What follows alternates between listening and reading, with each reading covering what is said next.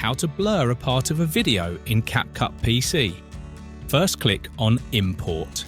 Locate the file from your computer that you want to put the blur effect on and open it into the CapCut project.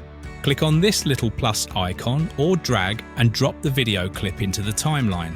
Now make sure the clip is selected and then hold the Alt key on your keyboard and drag this clip to the top layer. This will create the second copy of the clip. Now go to the Effects tab and search for Blur in the search box. Drag and drop any blur effect onto the top clip. You can drag the start or end of the blur effect layer to adjust the timing of the blur. You can also adjust the blurriness strength from here. Now click on the main clip.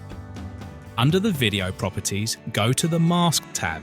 Here you can select any of these shapes to put the blur effect onto your video.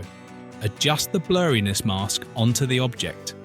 Now if I play the video, as you can see, the mask is not following the object moment. Now before moving on to the next step, I would like to share one thing. If you right-click on the clip and then click on Edit Effects, you can view and edit the blur effect layer.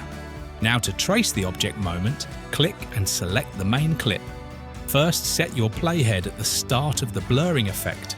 Now add the mask keyframe and hold the blur effect. Now play and pause the video again and again by pressing the space key on your keyboard. Now let's track the object moment.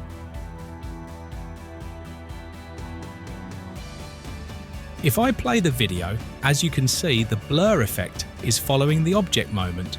That's it for this video. I hope this video was helpful to you. Please leave a like on this video and don't forget to subscribe to our channel. Thanks for watching.